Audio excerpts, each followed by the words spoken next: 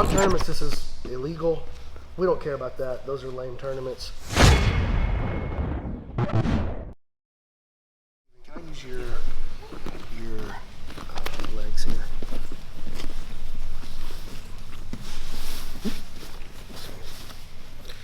We start with the ashi position.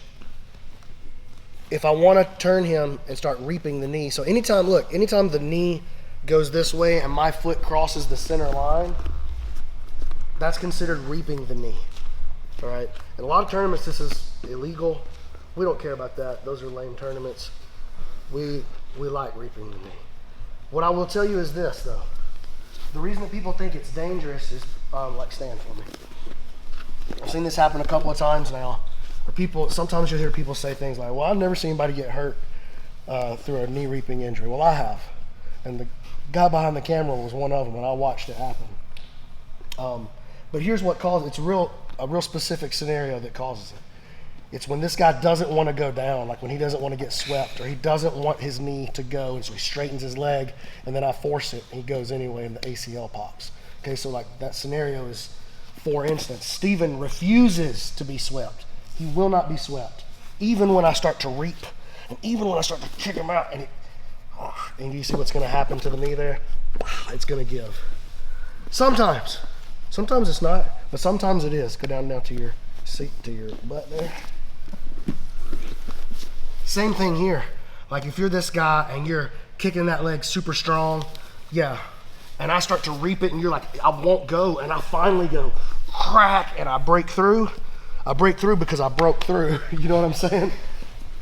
So, and I'm not telling you don't straighten your leg and resist a reap. Sometimes it's a little bit appropriate to do that. But I will tell you, if you're like, look, man, I got to work tomorrow and every day after that, and I got to be on my feet. Move with your partner when you're training your leg locks. Otherwise, even drilling hurts, you know? So something to think about. Now, from this perspective, when he keeps that leg straight and strong, and I want to turn him anyway, I don't do it by muscling him over. The only way that's going to work is by breaking his leg. What I need to do instead is put a bend in his leg so I can bring my butt close, knees staying in a ball, and I can start to turn him now. And now we're just going to slide over into this wedge with the shoe in the butt right here. Yeah, shoe. What is that thing called? Shoe. My foot right in his butt crack right there. And we're going to stay here. When you're using these reaping positions, this is really important. This squeeze, this staying balled up tight, super important. Okay. Now I don't want you to squeeze so hard that you make yourself tired, but I do want you to stay engaged the whole time. So engaged into a ball right here. Feel what I'm talking about, yeah. Steven? It's not this. This actually doesn't do much for me except for just like squeeze your leg a little bit. You get tired. Yeah. And it makes me tired. But this is easy for me to do. It's just an engagement here. Up more. Yeah, it's super hard for you to move now. All right, so we're going to think about the straight ankle lock from this position first. So this is kind of the Sambo style straight ankle. Super effective in training. It will break a leg.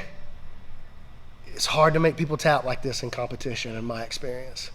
But man, it can be done for sure. Here's the way it works. So assuming we didn't have the hand on the inside already, we're going to clamp down with the elbow, control this leg just a little bit, and now move away to make space for the hand. I slide the hand in, bring it high, and move back in. Okay, so now I want to use my radius bone here in the muscle here, not this. So I want to turn my radius bone into the muscle and get my hands together. Now move my hip back a little bit, and I saw to the end, still controlling the knee line. Hands come up, elbows go back, and I start to turn. Yeah. You hear that noise? Yeah. My belly to the ground over here. So yeah, it does work. It turns out. Soccer ankles, man. Sorry. I'm in here. I'm controlling. I need to move back just a little bit so that I can get to the right spot. I don't want to leg lock him here. You see what I'm saying? Or if I'm going to do a leg lock, I don't want to move through all this meat in order to do it. If I want to lock his leg, I want to do it down here where it's thin. Okay?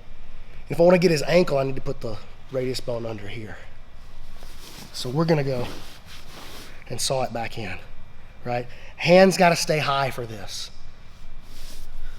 Hands can go together. A couple of different ways to do that. Just do this. Close your elbow and pop up and then down over here.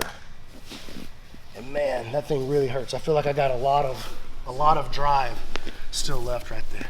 So that's kind of the old school way to do the straight ankle lock, but it's still valuable. There's still value in it. So spend some time with it, and then I'm gonna kind of show you what I feel is a more efficient straight ankle lock, a lot more efficient in just a second. Ready? 1, 2, 3. You broke mine. It's time to interrupt Brandon's video. Get up. Dang.